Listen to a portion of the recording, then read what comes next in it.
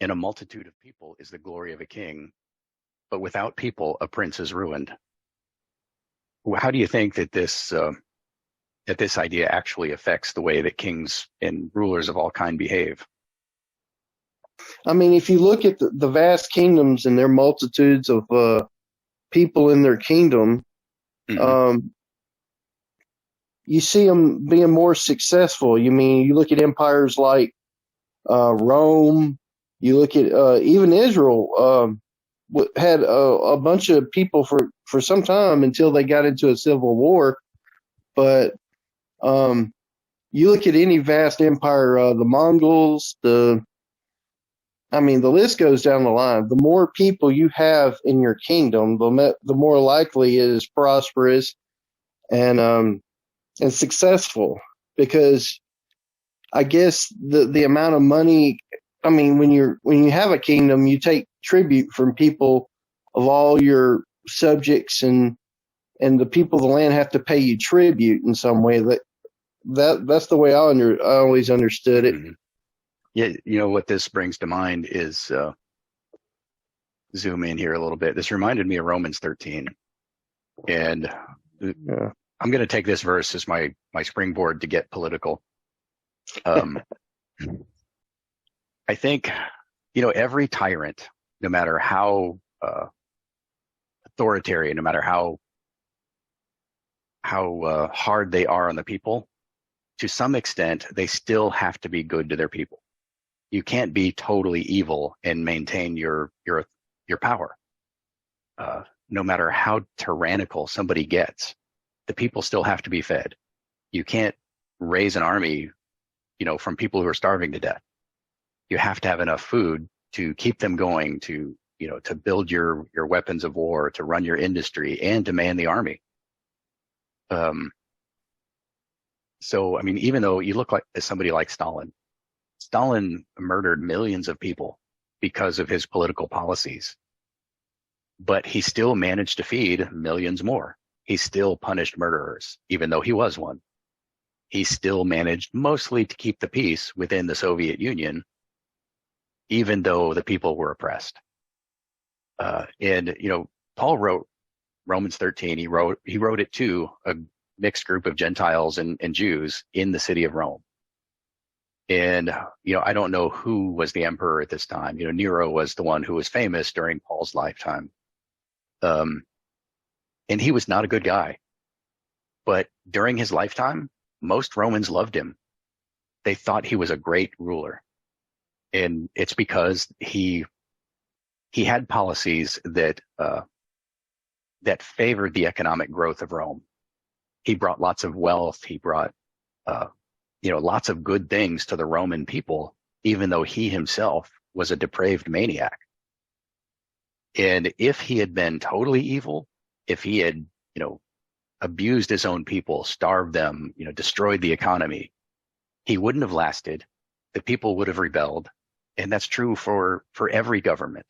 The government has to give something back to the people, or the people will take their support away. And the king can't rule without at least some support of the people.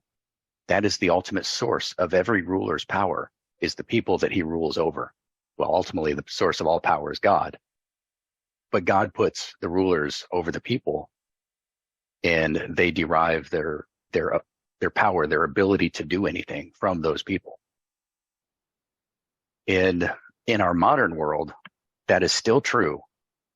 But you look at a lot of the things that are happening with, the World Economic Fund and, Gates and Soros and, COVID and these vaccines and all this crazy stuff that's going on. What I call the Technomafia.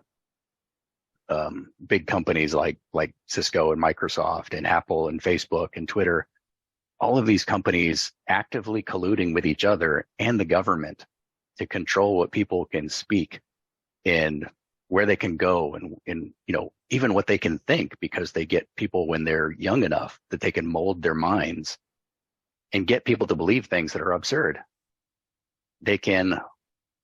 What they're really working towards is the ability to imprison people, to force you to think the way they want you to think, to force you to do whatever they want you to do, and even die if that's what they decide for you, without you having any ability to withdraw your support or to coordinate with other people who oppose them. That is the ultimate goal, to turn every person essentially into the batteries of the matrix. Now, we're not literally going to be plugged into a computer, but that's how they want to treat us. And the technology and the laws around technology are being crafted to allow them to do that, to sidestep this principle that a ruler gets his power from the people. When they are no longer accountable to the people that they rule, they can do whatever they want. Don't know what to do about that. I know that there are some people who are trying to change that, but I don't necessarily trust those people either. You know, people like Elon Musk, who bought Twitter and has revealed a whole bunch of stuff that, you know, we all knew but couldn't prove.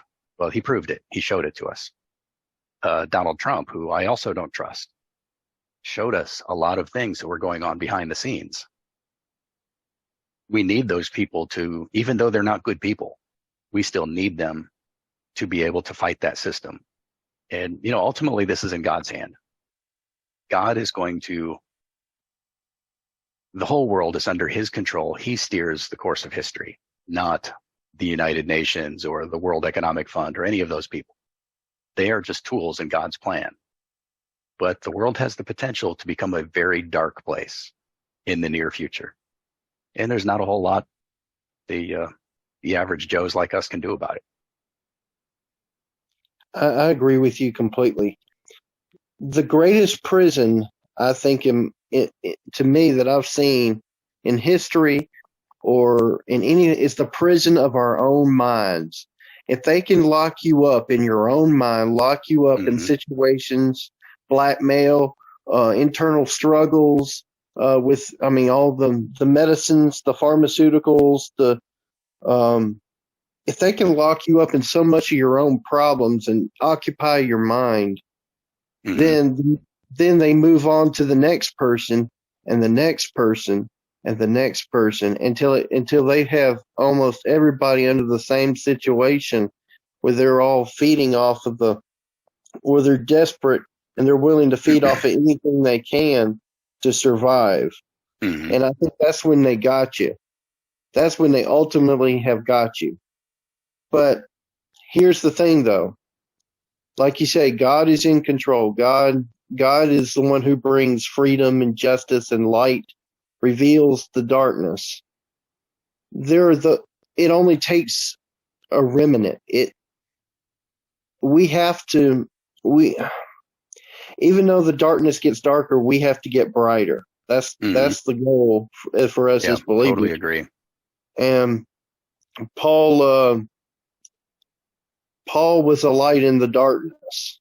He went into the toughest places in Rome, and he was in the face of the emperor himself, basically teaching the words of Yeshua, but he lived despite being tortured to death and all that stuff. I think this is something I'm going to do a study on, is fear. I'm going to do a Bible study on fear, because fear seems to be the thing that is most misunderstood with people, both believers and non-believers, what fear really is. And I think fear, in this instance, there's two types of fear. There's godly fear, and then there's the worldly fear. And the worldly fear gets us concerned and worried over every little thing that's going on around us. The godly fear is the internal fear that we fear our Creator, and we bow down to Him. We're prostrate before Him in our minds and even in the physical. But anyway, I'm not trying to ramble on here. I think you're exactly right. Everything around us seems to be going in a direction that's leading to and it is a technocracy, where it's controlled by technology. Who can manipulate it better? Who can run the table? And we've got to either wake up or we either wake up or we bow down. I mean, that's just what it's going to be. So Yeah, and I think you've really hit on the solution there. And, you know, the solution, of course, is to put your fear and trust in God, not in man or technology.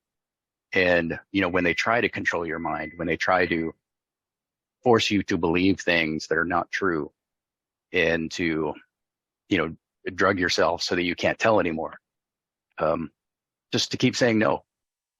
And the more people who will refuse to believe that 2 + 2 = 5, that a Y chromosome equals a woman, the harder it is for those people to ultimately control everybody. And the larger proportion of us average Joes that they don't control, the less real power they have, and the less power they have to control other people who don't know better. So as long as you can see reality, as long as you can tell the truth from a lie, stand on the truth. Fear God, not man. Amen.